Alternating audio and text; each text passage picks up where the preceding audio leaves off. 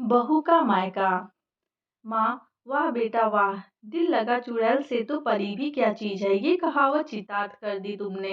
एक से एक बढ़कर अच्छे रिश्ते ठुकराकर तुमने उसे पसंद किया। याद रख, बिन सास वाले ससुराल में दामाद की कोई पूछ नहीं होती।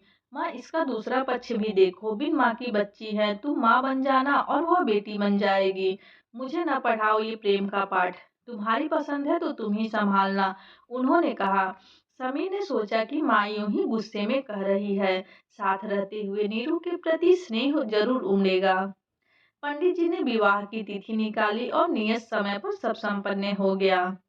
नीरू भाई बहनों में सबसे छोटी थी। उसके पग फेरे तक बहने रुकी। उसके बाद न ही किसी ने बुलाया और न ही वह गई। समीर के मुंह से उसके हंसते खेलते परिवार की इतनी चर्चाएं सुनी थी कि विदाई के समय एक बूंद आंसू न गिरे थे। उसने हमेशा से ऐसे ही खुशहाल परिवार के सपने देखे थे। अब वही सपना सच होने जा रहा था। उसे अपना परिवार मिल रहा था। यह सोचकर बेहद प्रसन्न थी। बहुत जल्द आशा के विपरीत परिस्थितियां सामने आ गईं। समीर के सामने खुशनुमा माहौल रहता, पर उसके ऑफिस जाते ही एक एक पल काटना मुश्किल हो जाता। बस काम की बातें होती। सारी दोपहरी अकेले बैठे बिताती। एक करवाहट की दीवार थी जो सुभद्रा जी व नीरू के बीच में बनी हुई थी। मुंह खोलती तो बस विरोध जताने के लिए, भले ही मुद्दे अलग अलग होते। कभी प्रेम विवाह की बुराइयां, तो कभी कुकिंग के तरीकों पर उपदेश, तो कभी मायके वालों की बेरुखी की चर्चा। मतलब साफ था कि इस रिश्ते को उन्होंने मन से स्वीकार नहीं किया था। उसने एक दो बार समीर से इस बारे में भी कहा, पर वो टाल गया।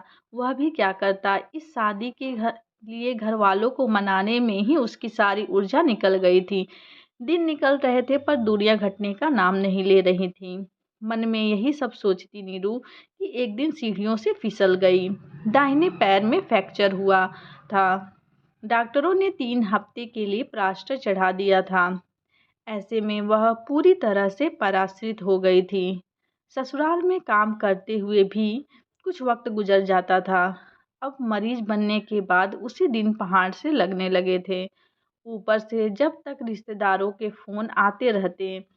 सासू माँ के मायके वाले भी उठपटांग सलाह दिया करते। आज भी उनका मायका आबाद था। उनकी ओर से हर तीज त्योहार में बुलावा आ जाता। एक दिन सुभद्रा जी की माँ ने तो यह तक कह दिया कि नीरू को मायके भेज दो। अब क्या बुढ़ापे में बहू की सेवा करोगी। उनके लिए बड़ी दुविधा की घड़ी थी। एक ओर जहां बहू के आने से गृहस्थी से छुट्टी मिलनी चाहिए थी, वहीं जिम्मेदारियां बढ़ गई थी। उन्हें फैसला लेना था, अपना मायका या बहू का मायका। बहू की भोली सूरत आंखों में नाच गई। जब आज तक वह अपनी माँ से मिलने की ललक रखती हैं, तो भला नीरू के दिल पर क्या बीत रही होगी। दिल पसीज गया था। वह भी तो एक माँ है। उनकी बहू को माँ चाहिए, सास नहीं। आखिरकार उनके अंदर की सास को हराकर माँ की ममता जीत गई। अपनी माँ को फोन मिलाया और कहा कि यह मेरी बहू का मायका है। वह यहीं आराम करेगी। जिसे मुझसे से मिलने की उत्कंठा हो, वह शौक से यहाँ आ जाए। मेरी बहू के मायके में आप सभी का स्वागत है। उनके मुंह से यह सुनकर नीरू की आंखें भर आईं। इस ममता के लिए वह महीनों तड़पी थी। समीर की बातें सच साबित हुई थी कि देखना, एक दिन माँ भी तुमसे प्यार करने लगेगी। महीनों के अंतर्द्वंद से सुभद्रा जी को विराम मिला था और नीरू को अपनी माँ। समीर ने भी चैन की सांस ली थी। उसके विश्वास की जीत हुई थी। सबके हृदय में प्रेम ने घर बना लिया था।